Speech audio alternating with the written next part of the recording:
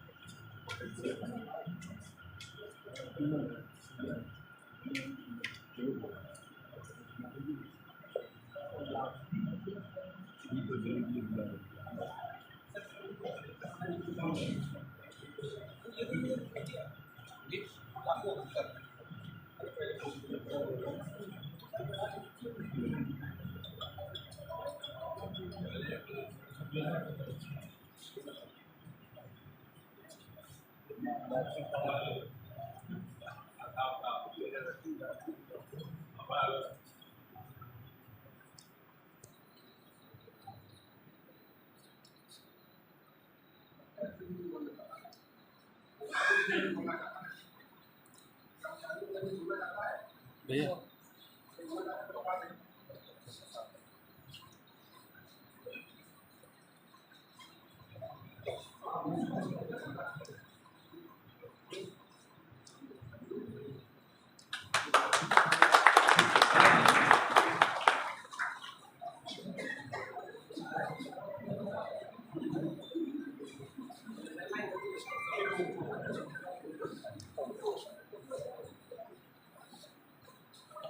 सभी लोग एक एक करके गांधी जी की प्रतिमा पर पुष्पांजलि अर्पित करें।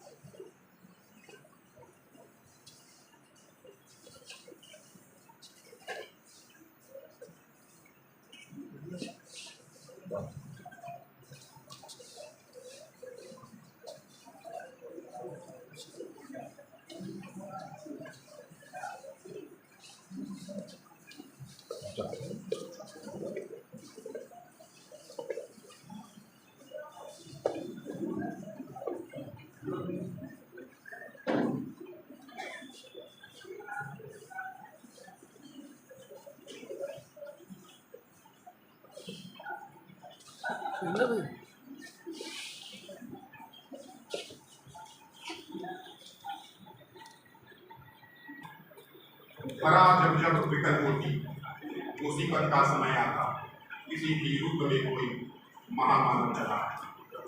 गांधी जी जिस कालखंड में पैदा हुए उस कालखंड की परिस्थितियां कुछ ऐसा थी जिन्होंने कई महान विभूतियों को जन्म दिया। उनमें से दो का आज जन्मदिन है। इस अवसर पर अपने विचार व्यक्त करने के लिए सबसे पहले मैं युवा अधिवक्ता अभय श्रीवास्तव जी को आमंत्रित करूंगा। कृपया मंच पे आए और अपने विचार रखें।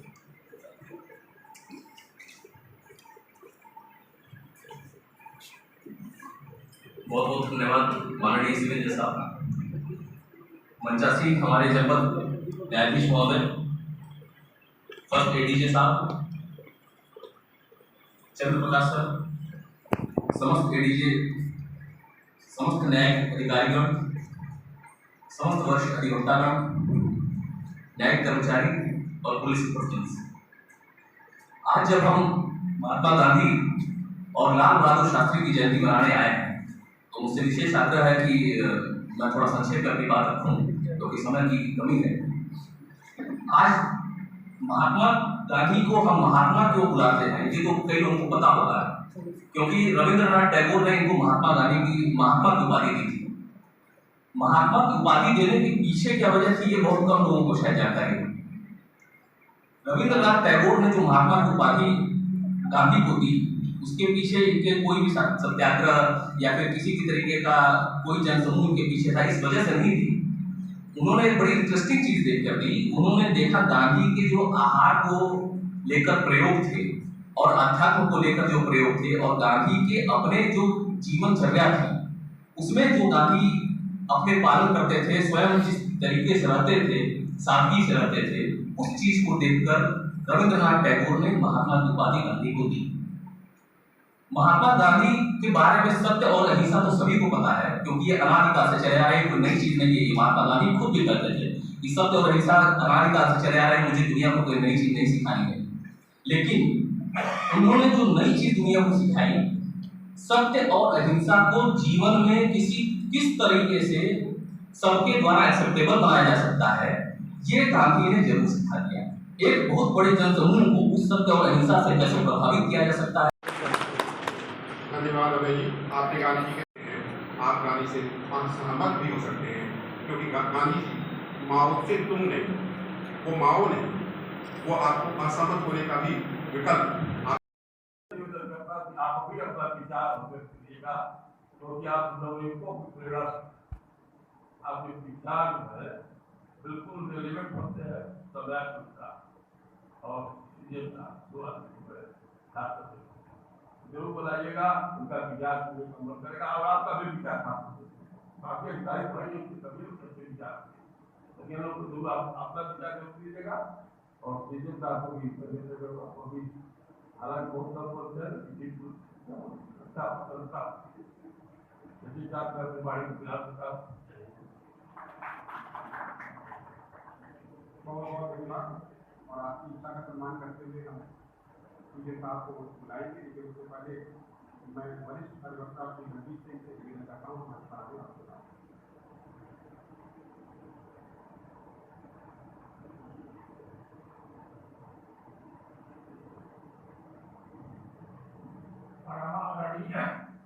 जनपद न्यायाधीश महोदय, मंच पर उपस्थित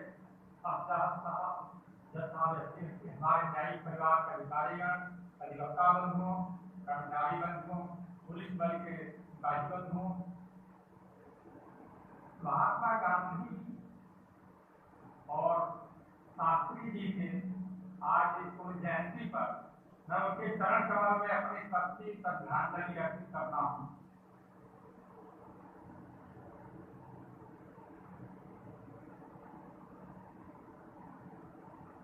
मैं दूसरे तरह से बोलना चाहता था लेकिन कुछ मुद्दे आ गए हैं जिस पर थोड़ा सा होती है।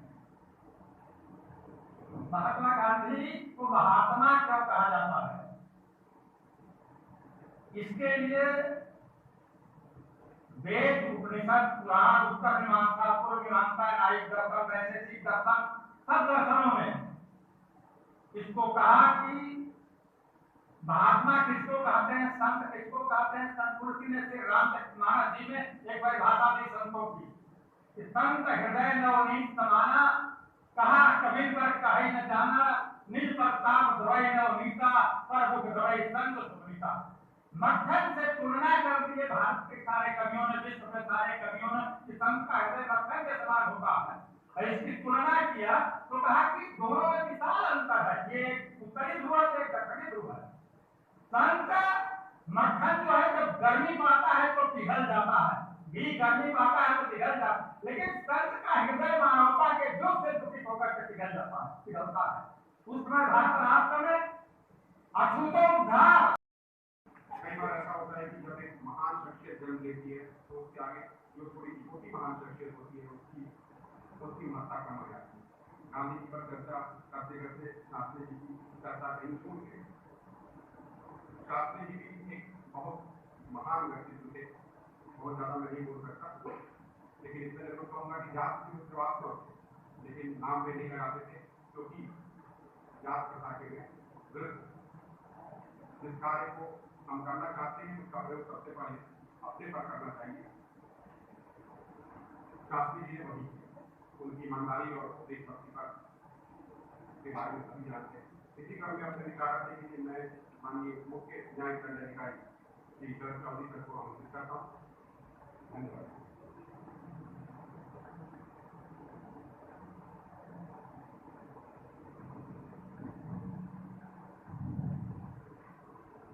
परम आदरणीय जनपद न्यायाधीश महोदय, आदरणीय सभी अपर जनपद न्यायाधीश महोदय, मेरे साथी अधिकारीगण, सहयोगी कर्मचारीगण, आए हुए सुरक्षा में लगे हुए विभाग के कर्मचारीगण, आप सभी को यहाँ आने का धन्यवाद ज्ञापित करते हुए आप लोग सबकी उपस्थिति में मैं महात्मा गांधी और लाल बहादुर शास्त्री जी को अपना श्रद्धा सुमन समर्पित करता हूँ। यहाँ पर गांधी जयंती के इस अवसर पर लोग ने आप गांधी जी के बारे में अपने अलग अलग विचार व्यक्त किए। हमारे सिविल जज साहब ने कहा कि उनसे सहमत भी हुआ जा सकता है और असहमत भी हुआ जा सकता है। मेरा ये कहना है कि किसी विचारधारा के लिए ये महत्वपूर्ण है कि कुछ लोग असहमत हों, क्योंकि जिससे सारे लोग सहमत होते हैं उस विचारधारा का कोई अर्थ नहीं होता है। किसी विचारधारा का अर्थ ही तब बनता है कि वो विचारधारा आम जीवन से कुछ अलग है, कोई व्यक्ति ऐसा है जो बाकी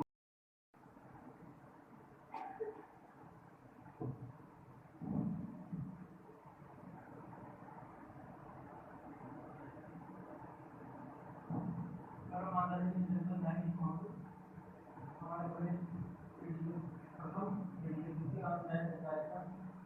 साथी विवान बावर्ची जी यहाँ हैं, यहाँ पर सभी को गांधी जयंती और लाल बहादुर शास्त्री की जन्मतिथि पर बधाई। ऐसे अवसर पर सामान्यतः ये मुश्किल होता है कि अपनी बात कहाँ से प्रारंभ की है। कोई भी किसी बात आता हूँ लेकिन अंत में कुछ और। अगर मैं ये कहूँ अपनी बात कहाँ से प्रारंभ करूँ कि धृतराष्ट्र ने गीता में दुर्योधन को बताया, शायद आप लोग समझ जाएंगे और मुझे लोग देंगे कि आप क्या बात बता रहे हैं कि धृतराष्ट्र ने गीता उपदेश दुर्योधन को दिया। अगर मैं अपनी बात कहाँ से प्रारंभ करूँ तो शायद अभी सब लोग आप कहेंगे कि तो निगाह पुरुषता की बात कर रहे हैं, लेकिन मैं बहुत उससे बताना चाहता हूँ कि आने वाले 25 सालों में व्हाट्सएप ग्रुप, फेसबुक करने वाला है। यह आपको एहसास दिला दिया जाएगा कि गीता जो है धृतराष्ट्र ने दुर्योधन को सुनाई थी और सारी गलती जो है पांडवों की थी। इसी तरह बात को काटना नहीं चाहता आज के अवसर पर, आज किसी की बात को काटना हिंसा होती है, लेकिन कभी कभी कुछ रबड़ से मिटाना भी जरूरी होता है। हमारे सीनियर ने कहा कि गांधी जी ने अंग्रेज न्यायपालिका में न्याय होता है, अहिंसा का कोई स्थान नहीं है। अहिंसा करने वाले व्यक्ति, अहिंसा में विश्वास करने वाले व्यक्ति ही न्यायपालिका में आते हैं। नहीं तो न्याय में शायद कि उनको ऑर्डर वगैरह तो गुंडे मालिक दिला सकते हैं। इसलिए अहिंसा हमारा जोर होना चाहिए, हिंसा का कोई स्थान नहीं। इसी बात पर विराम देता हूँ। धन्यवाद। जय हिंद। धन्यवाद सर। निश्चित रूप से गांधी जी और शास्त्री जी दोनों ही महान भूतियाँ थी, जिनका प्रभाव सिर्फ भारत तक ही सीमित नहीं था बल्कि विश्व पटल पर था। दोनों ने ही जब भी देश को जरूरत पड़ी एक सबल नेतृत्व प्रदान किया। 1965 के युद्ध में जब हमारे देश में खाद्यान्न की कमी थी और हथियारों की कमी थी, तो जय जवान और जय किसान का नारा देकर हमारे शास्त्री जी ने भारत को फ्रंट से जीता। दोनों ही लोगों ने इतना सबल नेतृत्व प्रदान किया कि उनके फॉलोअर्स आज भी दुनिया में चल पड़े इधर तो पर लगभग, चल पड़े कोटि पर कुछ जोड़, पड़ गई इधर की एक दृष्टि, गड़ गए कोटि की कुछ जोड़, गड़ गए। इसी क्रम में मैं अपने विचार रखने के लिए आदरणीय बस तेरी आपको तो सर किसी कारणों से नहीं बोलना चाहते, तो मैं अब अपने माननीय जनता हरीश महोदय से निवेदन करता हूँ कि मैं आपके साथ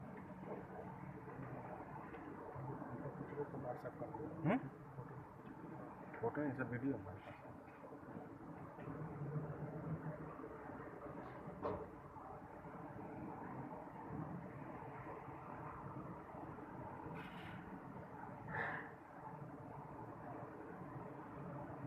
सम्मानित न्यायिक अधिकारी विद्वान अधिवक्तागण, हमारे सारे कर्मचारी बंधु और हमारे बहादुर सुरक्षा कर्मीगण, आप सबका अभिनंदन है। आज 2 अक्टूबर है।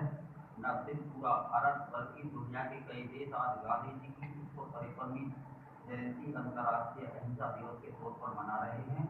बापू के नाम से पुकारे जाने वाले गांधी जी ने देश को अंग्रेजों के चंगुल से आजाद कराने में सबसे अहम भूमिका निभाई। उन्होंने अपने सत्य और अहिंसा के सिद्धांत के दम पर अंग्रेजों को कई बार उसके सीखने पर मजबूर किया। उनके अहिंसा के सिद्धांत को पूरी दुनिया ने माना। गांधी जी का यह मत था कि हिंसा के रास्ते पर चलकर आप कभी भी अपने अधिकारों को नहीं। आज भी दुनिया के बहुत से ऐसे देश हैं जहाँ लोकतंत्र नहीं है, फिर भी वहाँ के नागरिक विरोध करने का गांधीवादी तरीका ही अपनाते हैं। इसका ज्वलंत उदाहरण ईरान है, जहाँ पर कुछ महिलाएं अपनी स्वतंत्रता हेतु निरंतर विरोध प्रदर्शन कर रही हैं। गांधी जी हमेशा वंचितों के अधिकारों के लिए लड़ते रहे। उनका सदैव यह प्रयास था कि हमारा कोई भी कार्य समाज के अंतिम व्यक्ति के हित के लिए होना चाहिए। उन्होंने मानव सेवा को प्रथम धर्म माना। उनका मानना था कि मानव होना बड़ी बात नहीं है, बल्कि मानवीय होना बड़ी बात है। चंपारण सत्याग्रह, असहयोग आंदोलन, दांडी यात्रा, भारत छोड़ो आंदोलन आदि उनके प्रमुख आंदोलन हैं, जिनके चलते उन्होंने ब्रिटिश साम्राज्य की नींव को हिला दिया। ये सच्चे अर्थों में एक सामाजिक कार्यकर्ता भी थे। उन्होंने समाज में व्याप्त अनेक बुराइयों का कठोर रूप से प्रतिकार किया। वे प्रत्येक मानव के लिए बराबरी का दर्जा चाहते थे। नारी सशक्तिकरण के लिए भी वे हमेशा प्रयासरत रहे। उनके विचार एवं आदर्श न केवल भारतीयों के लिए बल्कि संपूर्ण मानव जाति के लिए आज का दिन हमें उनके विचारों को अपने जीवन में उतारने के लिए निरंतर प्रेरित करता है। आज धरती के लाल यानी भारत के द्वितीय प्रधानमंत्री श्री लाल बहादुर शास्त्री का भी जन्म दिवस है। उनका जन्म सन 1904 को मुगलसराय में हुआ। शास्त्री जी गांधी जी के विचारों से इतने प्रेरित एवं प्रभावित थे कि वे अपनी शिक्षा को बीच में छोड़कर स्वतंत्रता संग्राम के आंदोलन में उतर पड़े। उन्होंने भारत के प्रधानमंत्री का दायित्व उस समय संभाला जब भारत इसकी विभीषिका झेल रहा था। कुछ समय पूर्व ही भारत और चीन का युद्ध समाप्त हुआ था और भारत के प्रथम प्रधानमंत्री पंडित जवाहरलाल नेहरू का निधन हो गया था। सन 1965 में पाकिस्तान ने भारत पर आक्रमण किया। उस कठिन दौर में उन्होंने भारतीय सेना को खुली छूट दी, जिसके परिणामस्वरूप भारतीय सेना लाहौर तक पहुंच गई। अमेरिका ने भारत पर दबाव बनाने के लिए खाद्यान्न के निर्यात में कटौती की, परंतु शास्त्री जी बिना किसी दबाव में आते हुए उन्होंने जय जवान जय किसान का नारा दिया। गांधी जी ने नहीं चलाया, ये उनके फॉलोअर्स ने चलाया, हम लोगों ने चलाया। कोई भी वाद कमियों से मुक्त हो ऐसा नहीं हो सकता। शायद इसीलिए कहा गया कि कोई भी ism is not free from bad. Her ism में कोई ना कोई बुराई होगी। गांधी जी ने नहीं कहा कि कोई गांधीवाद चलाइए।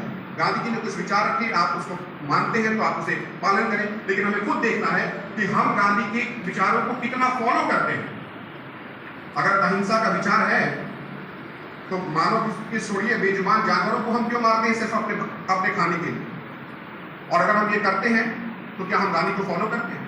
ये हमारे को विचार करने की जरूरत है कि हम गांधी को खुद कितना मानते हैं। आज कितने लोग खादी का कपड़ा पहन के आए, कितने लोग नवरात्रि के बाद मुर्गा खाना बंद कर देंगे गांधी के अहिंसा के विचारों को मार करके। ये हमें अपने अंदर उनके अच्छे विचारों को, जैसा कि लोगों ने कहा कि गांधी जी ने कहा कि बुरा मत देखो बुरा मत सुनो, तो गांधी जी के अगर विचारधारा में कोई बुराई अगर आपको दिखे तो